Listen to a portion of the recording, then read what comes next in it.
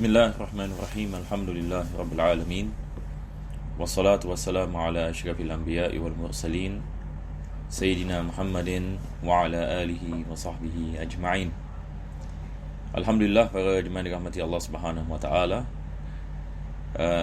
InsyaAllah sebelum kita meneruskan pengajian kita dalam kitab Umdatus Salik, pertama sekali kita memanjatkan kesyukuran kita kepada Allah Subhanahu wa taala dapat kita meneruskan pengajian, dan mudah-mudahan Allah menjadikan usaha kita ini sebab pengampunan bagi dosa-dosa kita, dan Allah mengabulkan segala hajat dan memberikan kepada kita syifa daripada segala penyakit zahir dan batin, dan mudah-mudahan Allah selamatkan kita daripada segala bala, segala bencana di dunia dan akhirah, dan memberikan kepada kita husnul khitam, dan mengumpulkan kita bersama Nabi kita sallallahu alaihi wasallam pada hari kiamat nanti. Amin ya rabbal alamin.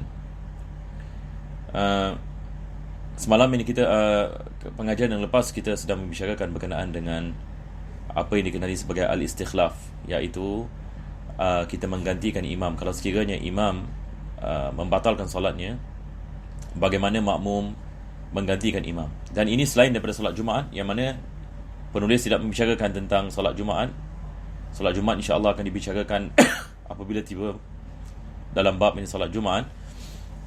Tetapi ini adalah selain daripada solat Jumaat, seperti solat Zuhur misalnya, solat Asar. Kalau sekiranya imam ini batal daripada solat, maka wajar ini bagi makmum di belakang untuk menggantikannya. Maka kalau sekiranya makmum itu bersama imam daripada awal, maka tidak ada masalah, dia boleh menggantikan imam pada bila-bila masa. Kalau sekiranya makmum itu masbuk, ini adalah situasi yang kedua. Kalau sekiranya dia masbuk dan dia mengetahui imam berada di mana sekarang, sama ada imam berada pada rakaat yang pertama ke, ataupun rakaat yang kedua, ataupun rakaat yang ketiga, iaitu maksudnya dia dah masuk salat dahulu, baru selepas itu imam ini membatalkan salat, maka dia menggantikan imam dan dia ikut ini kepada solat imam. Kalau imam sedang berada pada rakaat yang kedua, maka dia melakukan solat seolah-olah dia berada pada rakaat yang kedua. Kalau imam batal solat pada rakaat yang ketiga, maka dia melakukan solat seolah-olah yang ini dia berada ini pada rakaat yang ketiga. Apabila dia sampai kepada rakaat yang keempat bagi imam, maka dia memberikan isyarat kepada makmum dan dia bangun ini untuk menyempurnakan rakaat yang dia tertinggal sebab dia masbuk.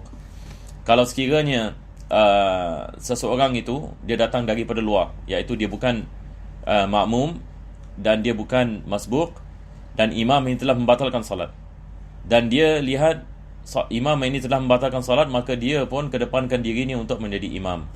Maka di sini seperti mana yang penulis ini mengatakan, kalau sekiranya perkaranya begitu, maka hanya dibolehkan kalau sekiranya imam itu berada pada rakaat yang pertama ataupun pada rakaat yang ketiga, kalau sekiranya salat tersebut adalah salatnya ni 4 rakaat.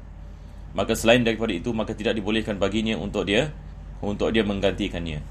Jadi di sini penulis ini membicarakan tentang beberapa situasi. Yang pertama sekali adalah bagi makmum.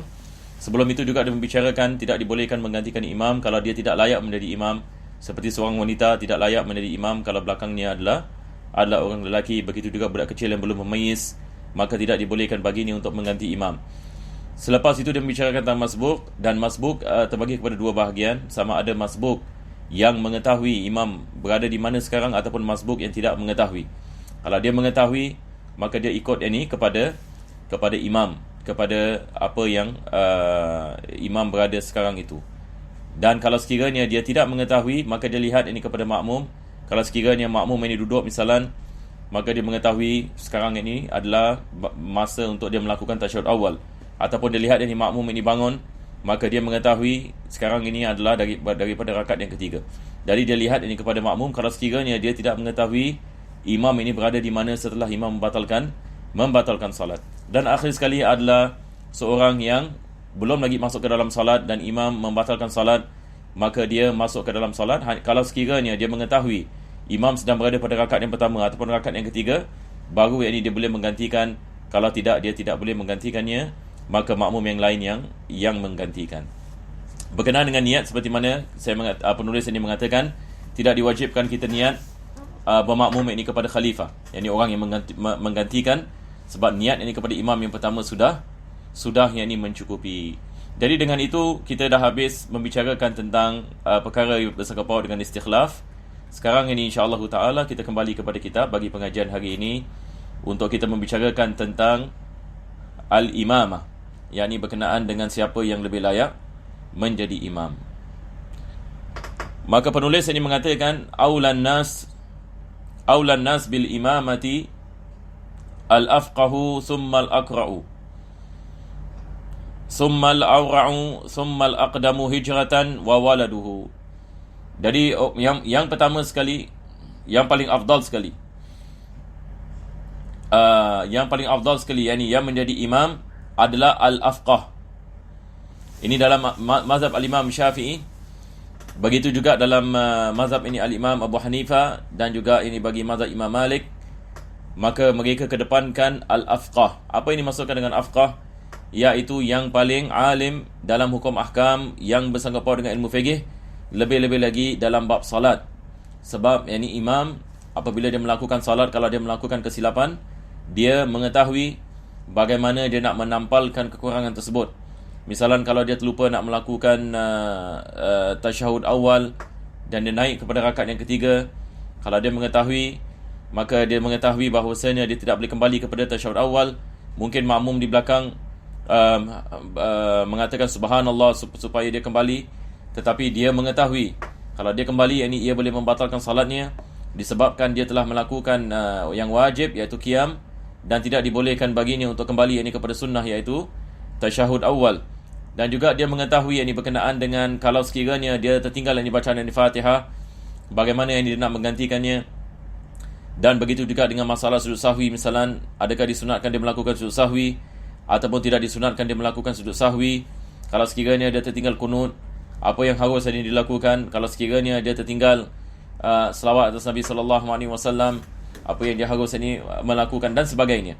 Tapi kalau sekiranya imam itu walau macam mana bacaannya baik sekalipun, ataupun dia menghafal ini Al-Quranul Karim, akan tetapi mungkin dia tidak mengetahui ini hukum ahkam. Ada orang ini Allah memberikan kelebihan baginya untuk dia menghafal. Dia dapat menghafal dalam masa ini yang singkat, tapi mungkin ini dia tidak mempelajari. Maka di sini ulama kita, kebanyakan mereka, jumhurul ulama, berbeza dengan mazhab ini Hanabilah. Nanti saya akan bicarakan. Jumhurul ulama mereka kedepankan al-afqah, iaitu mereka-mereka yang memahami ini hukum ahkam. Dan perkara seperti ini kita lihat berlaku pada zaman sahabat Nabi SAW. Seperti mana kita lihat Abu Bakar radhiyallahu anhu ini menjadi imam, sedangkan selain daripada Abu Bakar ada sahabat-sahabat yang mana mereka Quran mereka ini lebih kuat, yang hafalan mereka dan juga bacaan mereka dan sebagainya. Maka Nabi SAW ini kedepankan Abu Bakar radhiyallahu an. Begitu juga selepas wafat Nabi SAW dan selepas Abu Bakar, maka datang Sayyidina Umar Al-Khattab, sedangkan di belakangnya ini banyak ini qurra di antara para sahabat dan tabi'in. Dan begitu juga dengan Sayyidina Utsman dan sebagainya. Maka di sini kita lihat pada zaman Nabi SAW ini juga Al-Quran itu yang belum ini dikumpulkan ini dengan ini sempurna. Maka daripada itu yang kita lihat sahabat-sahabat yang mengetahui ini hukum mahkam ini dikedepankan lebih daripada sahabat-sahabat yang lain. Jadi ini adalah perkara yang pertama sekali, al-afqah. Selepas itu ini baru penulis ini mengatakan summal aqra, yakni yang baik bacaannya. Bacaannya dalam segi tajwid, bacaannya dalam segi hafalan. Ini adalah perkara yang kedua. Kalau sekiranya seseorang itu ini misalan dia bacaannya baik, dan begitu juga yakni dia mengetahui ini hukum ahkam ini tajwid, dan begitu juga lebih lagi misalan dia mengetahui tentang perkara-perkara yang bersangkut paut dengan ilmu qiraah, maka dia dikedepankan ini selepas yakni faqih. Maka ini adalah perkara yang kedua. Berkenaan dengan mazhab Hanabilah, seperti mana saya mengatakan tadi, mereka kedepankan al-aqra, yakni kalau sekiranya seseorang itu dia baik bacaannya, baik tajwidnya, dan dia menghafal yakni Al-Quranul Karim, maka dia yakni dikedepankan yakni daripada afqah. Ini adalah pegangan mereka. Tapi seperti mana saya mengatakan, jumhurul ulama ini mengatakan yang lebih afdal adalah al-afqah. Maka penulis mengatakan al-afqah summal aqra summal awra. Yang ketiga adalah yang lebih wara'. Yang maksud daripada wara' adalah meninggalkan syubhat. Meninggalkan ini syubhat sebab ini ditakuti dia terjebak dalam haram. Ini yang dimaksudkan dengan wara'. Jadi maksud daripada wara' dalam Islam, dia adalah meninggalkan perkara-perkara yang syubha. Yang ini perkara yang syubha adalah perkara-perkara yang kita tidak mengetahui secara pasti sama ada dia halal ataupun dia tidak halal. Maka untuk sebagai ihtiyat dan berjaga-jaga, maka seseorang itu dia meninggalkannya. Dia meninggalkan walaupun ini benda mubah, dibolehkan, tapi dia ada syubhah. Maka mereka meninggalkannya apa sebabnya? Mereka meninggalkannya sebab mereka takut terjebak dalam perkara yang diharamkan. Maka sifat ini adalah sifat wara'. Jadi kalau sekiranya kita ada misalnya 3 orang misalnya, dan ketiga-tiganya ilmu fikihnya semua sama, fahamannya tentang hukum ahkam sama, begitu juga bacaan mereka semua sama, misalnya, baru kita lihat ini siapa dia yang wara' ini di antara mereka, yang pertama, yang kedua ataupun yang ketiga. Kalau mereka ini semua ini wara' ni masya-Allah ini semua sama, summa al-aqdam hijratan, kita lihat siapa yang melakukan hijrah yang ini dahulu. Siapa yang melakukan ini hijrah dahulu, yakni dia yang dikedepankan. Jadi kita lihat ini kalau zaman dahulu misalan berkenaan dengan sahabat-sahabat Nabi SAW, mereka-mereka yang hijrah yang ini awal dikedepankan daripada mereka-mereka yang hijrah yang ini kemudian. Kalau sekiranya kesemua yang ini mereka ini sama, maka lihat kepada anak-anak mereka. Yang ini misalnya kalau bapanya merupakan orang yang dikenali sebagai orang yang pertama yang pertama yang melakukan hijrah, maka anaknya dikedepankan. Ini yang penulis ini mengatakan wawaladuhu. Jadi kita memuliakan anak ini bagi mereka-mereka yang melakukan hijrah melakukan hijrah yang ini dahulu. Selepas itu ini penulis ini mengatakan summal asannu fil Islam. Siapa yang lebih lama dalam Islam. Yang ini misalnya kalau satu orang itu dia masuk Islam 20 tahun, ada lagi satu orang misalnya dia masuk Islam mungkin ini 1 tahun, maka yang lama itu dikedepankan daripada yang awal. Dan ini semua ini selepas ini kita membicarakan tentang siapa yang lebih faqih, siapa yang lebih baik bacaannya, siapa yang lebih wara', siapa yang pertama yang melakukan hijrah kalau ada. Baru yang ini kita lihat ini kepada siapa yang lebih lama ini dalam Islam. Summan nasib, dan selepas itu lihat ini kepada nasab. Misalnya nasab daripada keturunan Nabi SAW ataupun nasab ini Quraisy dikedepankan daripada kabilah Arab yang lain. Kalau orang Arab dengan orang yang bukan Arab, maka dikedepankan orang Arab daripada orang yang bukan Arab. Ini dalam segi nasab. Baru yang ini selepasnya summal ahsanu siratan, yakni baik yang ini akhlaknya. Yang ini 3 orang ini misalnya kesemuanya sama semuanya, yang ini dalam segi nasab semua bagus, maka kita kedepankan yang ini orang yang baik yang ini akhlaknya. Summal ahsanu zikran, yang baik yang ini banyak orang yang memuji, misalnya ini kalau kita sebut nama ni orang semua mengatakan masya-Allah fulan bin fulan begini dan baik orang dia dan gini. Yang lebih yang ini disayangi yang ini oleh orang, yang lebih disukai yang ini oleh jamaah, maka dia yang lebih afdal ini menjadi imam. Lepas itu penulis ini mengatakan summal andaf badanan. Selepas itu yang lebih bersih badannya wasauban, lebih bersih yang ini badannya dan juga yang ini pakaiannya. Maka berkenaan dengan kebersihan pakaian dan kebersihan badan ini, seperti mana kita ada banyak hadis Nabi SAW, lebih-lebih dalam salat Nabi SAW ini mengatakan misalan at-tuhuru syatrul iman, kebersihan itu adalah separuh daripada iman. Dan Nabi SAW menggalakkan kita memakai baju putih misalan. Dan Nabi SAW ini mengatakan fa innahu anqa wa atqa, yang memakai baju putih itu adalah lebih bersih. Ini sebab kita dapat melihat kalau ada kekotoran pada baju putih, maka kita akan lebih berjaga-jaga, dan dia lebih membawa kepada ketakwaan, disebabkan dia mengingatkan kepada kita kepada kain kafan yang berwarna putih. Maka dia lebih dekat kepada ketakwaan, maka itu yang lebih afdal. Jadi dalam salat Islam ini sangat menekankan kita masuk ke dalam salat dalam keadaan bersih zahir dan juga batin. Bukan saja kita bersih daripada najis, tetapi kita juga bersih daripada perkara-perkara yang seperti bau yang busuk ataupun apa saja jenis apa kita mengatakan kotoran yang bukan sampai kepada tahap najis. Maka yang lebih bersih badan dan pakaian dan bau badan dan sebagainya itu dikedepankan menjadi imam daripada yang yang tidak bersih. Baru yang ni kita lihat ini di sini summal ahsanu sautan. Baru yang ni masuk ini kepada siapa yang suaranya lebih apa kita mengatakan lebih baik, lebih suara yang lebih merdu bila dia baca Al-Quranul Karim. Jadi kita lihat ini berkenaan dengan suara ini, dia jauh sekali. Selepas ulama kita membicarakan tentang afqa, akra, aura, aqdam hijrah, al-asan fil Islam, an-nasib, al-ahsan sirah, ahsan zikra, al-andaf badanan wa sauban. Selepas ini semua baru yang ini masuk ini kepada suara. Siapa suara yang paling sedap? Berbeza dengan zaman sekarang ini, misalan ramai orang ini misalan dia lihat satu orang ini bacaan yang sedap, terus yang ini dia kedepankan yang ini, walaupun apa sekalipun. Walaupun yang ini mungkin yang ini dia dalam segi hukum ahkam ini mungkin dia tidak mengetahui, ataupun dia dalam segi dia punya nasabnya, ataupun dalam segi dia punya apa kita mengatakan tajwidnya, misalan dalam segi yang ini dia punya kewarakannya, dalam segi itu semua yang ini tidak diambil yang ini iktibar. Ini banyak berlaku kita lihat, sebab ini zaman yang kita tinggal hari ini, manusia lebih mementingkan suara daripada hukum ahkam, daripada perkara-perkara yang disebutkan, seperti mana kita mengatakan disebutkan oleh fuqaha, seperti mana yang disebutkan oleh penulis juga. Jadi perkara seperti ini perlu yang kita yang ini memahami. Jadi kita kedepankan ini orang, walaupun ini suaranya tidak sedap ini misalan, tapi selagi mana bacaannya betul dan dia lebih mengetahui ini hukum ahkam, dan begitu juga yang ini dalam segi kewarakannya dan dalam segi akhlaknya dan sebagainya, maka dia dikedepankan daripada yang lain.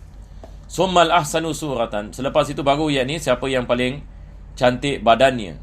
Yang ni badannya misalan. Ini semua kenapa yang ni ulama kita mengatakan sedemikian? Sebab ia memberikan kesan kepada makmum.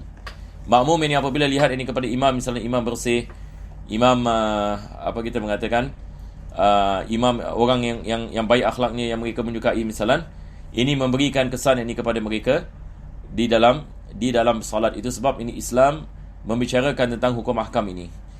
Begitu juga dengan badannya. Begitu juga dengan badan dan mukanya. Kalau mukanya muka yang cantik dan badan yang cantik, ini juga dikedepankan selepas ini suara. Famata wujida wahidun min haula'i qaddima. Apabila salah satu daripada ciri ini didapati, maka dikedepankannya. Wa in ijtama'u aw ba'duhum rutibu hakadha fa in istawaya wa tashaha ukri'a. Jadi kalau sekiranya kita dapat kumpulkan ini semua orang dan semua nak jadi imam ini misalan, maka kita ikut ini kepada susunan ini.